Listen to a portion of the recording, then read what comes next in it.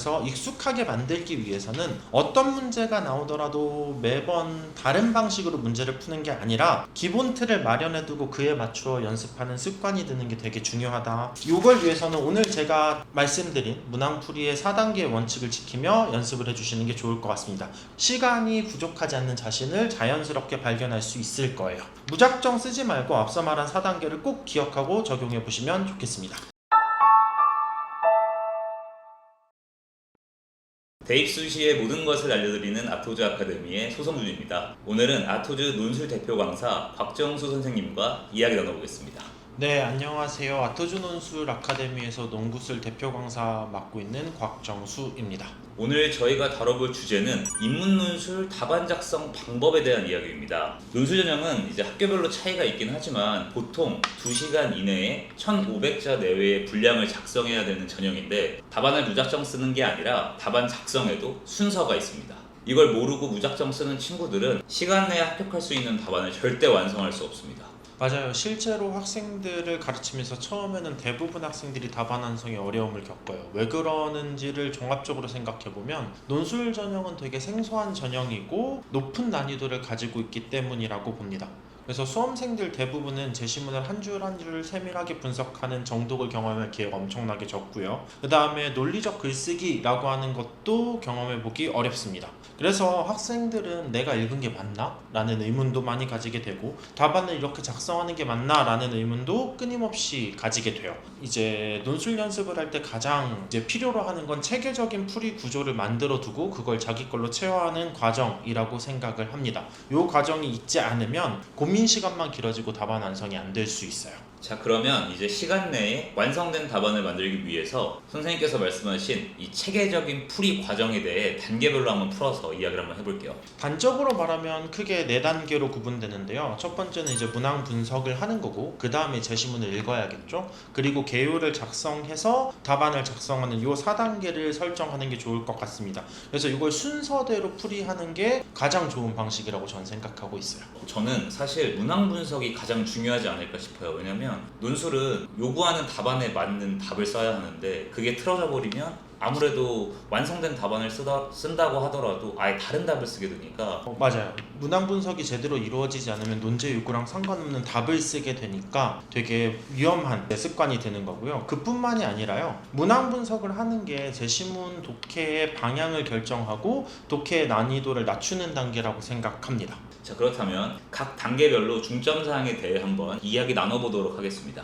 자, 문항 분석에 대해서 이야기를 하자면 문항을 파악하는 과정 자체를 조금 더 나눠주시면 좋을 것 같거든요. 첫 번째는 주제를 판단하는 작업입니다. 그러니까 주제라고 하는 건 제시문의 가장 중요한 정보를 판단하는 힌트 혹은 기준이 될 수 있는 것이면서 제시문들의 공통점이에요. 그래서 주제가 문항에서 주어졌다면 중요한 정보로 기억해두고 주어지지 않았다면 어떻게 찾을지를 점검하는 것이 독해의 첫 목표로 설정되는 게 좋아요. 그래야만 가장 중요한 정보를 올바르게 그리고 쉽게 판단할 수 있다고 보거든요.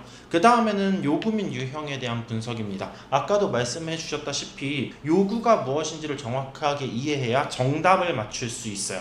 그리고 논술에는 빈출 유형이 존재하거든요. 각 유형에 따라 독해의 방식이 조금씩 달라집니다. 예를 들어 비교 분석을 요구하는 문제에서는 공통점과 차이점을 분석하는 게 목표가 되겠죠. 그러면 이걸 논술을 배운 친구들에게 가르치는 방식을 조금 더 풀어보면 논술에서 비교는 공통점과 차이점을 다각적으로 분석해야 되고 유기적으로 흐름을 구성해야 돼요. 그러면 이를 이해하고 있는 학생이라면 독해의 방식을 조금은 다른 학생들과 다르게 설계해 볼 수 있게 됩니다. 그래서 제시문을 읽을 때 이게 맞는가? 라고 하는 고민들을 이제 스스로 점검할 수 있는 기준을 마련할 수 있고요. 이렇게 되면 독해의 난이도를 한 번 더 낮출 수 있다라는 거죠. 정리하자면 주제를 토대로 주요 정보를 판단하는 기준으로 삼고 유형에 따라 제시문 독해 방식을 결정을 하는 게 독해할 때 의문을 주는 방식이라는 건데, 그리고 또 여기서 중요한 건 제시문 독해를 어느 정도 세밀하게 할지는 이 문항 분석에서 결정할 수 있다는 거죠. 네, 맞아요. 전 그 단계를 계략적인 구조를 작성한다고 이야기하는데요. 긴 글을 작성하는 경우에는 서론과 본론으로 문단을 나누고 각 문단의 분량을 배분하면 아무래도 학생들이 읽어야 되는 난이도가 낮아질 수 있겠죠. 만약에 짧은 글을 써야 한다면 문단 구분이 필요한지를 생각을 해보고 각 부분에 필요한 서술 재료의 개수를 결정할 수 있을 거예요. 그러면 제시문을 어느 정도 수준으로 세밀하게 독해할지를 미리 생각해 볼 수 있다. 이렇게 말씀드릴 수 있겠습니다. 자, 이제 문항 분석을 통해 독해 방향을 결정을 했다라면 이제 그 다음 단계 제시문 분석으로 들어가 볼 차례예요. 사실 학생들이 이 제시문 분석에서 가장 많은 시간을 할애한다라고 생각을 하거든요. 선생님께서는 이 제시문을 보다 효율적으로 빠른 시간에 분석을 하려면 어떻게 해야 한다고 생각을 하실까요? 대부분의 학생들이 겪는 제시문 분석에 오랜 시간이 걸리는 이유는 문제 보다가 제시문 읽고 답안 작성하다 제시문 읽고 계속 고민 없이 반복적으로 읽는 거라고 생각하거든요. 그래서 독해 과정도 단계를 좀 나눠서 목표를 설정하는 게 좋다라고 생각해요. 이 단계에서는 무엇을 어떻게 읽을 건지를 결정해 둔다면 반복적으로 끊임없이 읽는 거랑 좀 달라지지 않을까? 제가 추천하는 방식은 우선은 제시문 전체의 뉘앙스를 읽는 거예요. 그걸 통독이라고 부르는데요. 주제가 뭔지를 알고 있으니까 대략적으로 제시문의 정보가 어떤 게 중요한지, 어떤 형식을 가지고 있는지, 제시문들의 관계는 어떠한지를 느껴보는 과정인 거죠. 그래서 정독을 할 때 이제 큰 정보들을 먼저 읽을 수 있게 만들어 주는 거예요. 정독은 한 줄 한 줄을 꼼꼼하게 읽는 걸 이야기합니다. 근데 여기서 중요한 건 전 제한이라고 생각해요. 그러니까 정독을 여러 번 하는 게 아니라 2번에서 3번 정도로 이렇게 나눠주는 게 좋다라고 생각하거든요. 첫 번째 정독에서는 주제와 관련된 가장 중요한 정보를 찾아 들어가는 방식으로 제시문에 꼼꼼하게 밑줄을 쳐가면서 읽는 방식으로 읽어주시고, 두 번째, 세 번째는 이제 주장문이라고 하는 게 설정이 되니까 그걸 뒷받침할 수 있는 세부 정보들 혹은 제시문의 관계를 통해 알 수 있는 정보들을 정리하는 과정을 거치는 거죠. 그래서 총 한 3번 정도의 정독이면 충분히 글을 쓸 수 있는 정보는 샀지 않을까라고 저는 생각하고 있습니다. 학생들이 제시문을 100% 이해해야만 글을 쓸 수 있다고 생각해요. 근데 그러면 너무 오래 걸리거든요.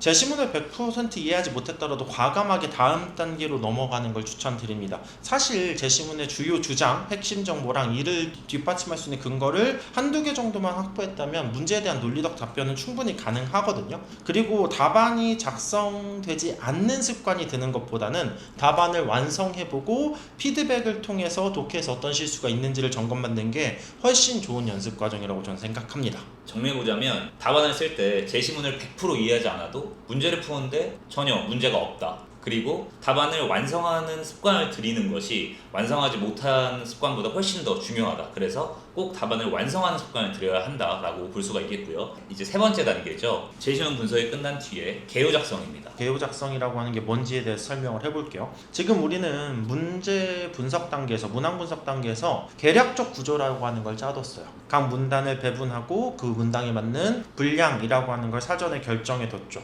그리고 몇 문장 혹은 몇 개의 서술 재료가 필요한지도 생각을 해뒀고요. 그리고 제시문 독해를 통해서 문제 요구에 대한 답을 할 수 있는 핵심 정보를 먼저 이해해뒀고, 그리고 그걸 뒷받침할 수 있는 근거 정보들을 찾아둔 상태예요. 그럼 이 둘을 더 하시면 됩니다. 개요 작성은 그런 거예요. 그러니까 문항 분석에서 설계했던 계략적 구조에 문항 요구에 대한 답을 먼저 배치를 하고 그 다음에 그걸 뒷받침하는 근거를 배치하는 거죠. 자연스럽게 주장과 근거의 두 가지씩의 논리적 서술 구조가 완성되어서 읽기 편한 글을 쓸 거고요. 그 다음에 분량을 고려해 답안을 작성하니까 균형이 무너지지 않을 겁니다. 근데 개요 작성을 하라고 하면 학생들이 또 다 문장을 일일이 다 써요. 그게 아니라 학생이 알아볼 수 있는 수준으로 단어나 어구 정도로 정리하는 걸 좀 추천드립니다. 문장을 쓰는 건 답안 작성 때 한다라고 생각해 주시면 될 것 같아요. 자, 그럼 저희가 이제 답안을 작성하기까지 4단계의 방법에 대해 이야기를 한번 해봤습니다. 원고지에 답안을 작성하는 건 문항 분석, 제시문 분석, 개요 작성 이 3단계가 이루어진 다음에 적어야 하는 것이고 축달되면 시간은 눈에 띄게 줄어든다는 것이죠. 정확합니다. 그래야 어문 규정이라고 하는 거, 뭐 띄어쓰기라든지 원고지 사용법이라든지 주술 호응이라든지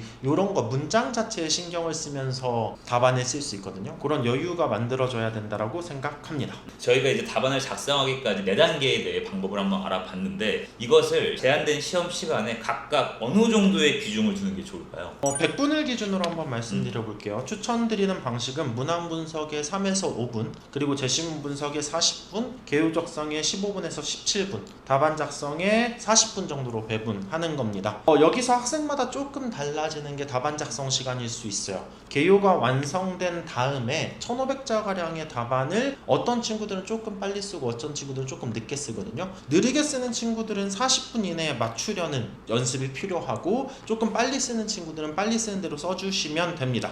그러려면 답안 작성에 드는 시간을 체크해봐야 될 거예요. 체계적인 풀이 과정이 어느 정도 내가 체화가 됐다, 어느 정도 맞는 답안을 쓸 수 있는 역량이 마련됐다, 그러면 개요를 보면서 1500자 답안을 작성하는데 시간이 어느 정도 드는지를 체크해 보시면 됩니다. 그러면 조금 빨리 쓸 수 있는 친구들 같은 경우에는 시간이 남잖아요. 남는 시간을 제시문 분석 단계에다가 추가해 주시면 돼요. 총 정리를 해보자면 답안을 시간 내에 작성하기 위해서는 4가지의 체계적인 풀이 구조에 따라 하는 게 가장 좋다. 특히 문항 분석과 이 개요 작성의 중요성을 놓치면 절대 안 되고, 전체 시간의 이제 한 80% 정도는 제시문 분석과 답안 작성에 투자를 해야 한다라고 정리를 해볼 수가 있겠습니다. 자, 그러면 이제 마지막으로 하실 말씀이 좀 있을까요?